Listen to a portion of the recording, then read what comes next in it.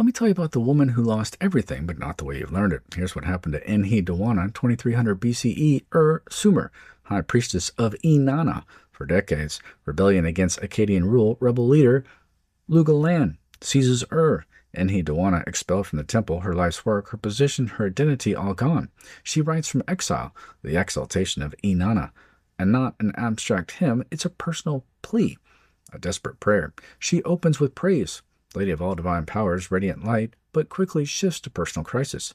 The One has turned the temple over to destruction. He has scattered its people. She's describing what Lugalanne did to her temple to her. Then a direct appeal. I, Enheduanna, will recite a prayer to you. My tears, like sweet beer, I will pour out to you. She's literally crying while writing. The grief is in the text. She continues, I have given birth, holy Inanna, to this holy song for you. What I have done for you, let no one undo. She's reminding Inanna, I served you, I honored you, I elevated you above all of the gods. Now help me. The poem is a negotiation, an appeal, a demand. History records that it worked. Enheduanna was restored to her position, served until death. The poem outlasted the crisis. The exile ended, the art remained.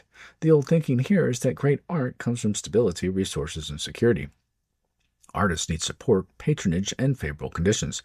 Enheduanna's exile reveals that the greatest work can come from the greatest crisis. Loss produces innovation. Stripping away external structure reveals voice. Three shifts. First, crisis as creative catalyst. When everything external is removed, an internal voice emerges. The personal address, the emotional rawness, the direct appeal all came from loss. Second, art outlives circumstances. The exile was temporary. The poem is permanent. 4,300 years later, exile forgotten, poem remembered. Third, writing as reclaiming power. External power stripped. The response, create. Make something that demonstrates who you are when a position is gone. The work becomes proof of identity. Enheduanna's exile teaches loss produces voice. The stripping that reveals identity tied to a position. Position removed, what remains? Enheduanna discovered a relationship to the divine, an ability to create a voice that speaks directly. These can't be taken away. These remain when everything else is stripped.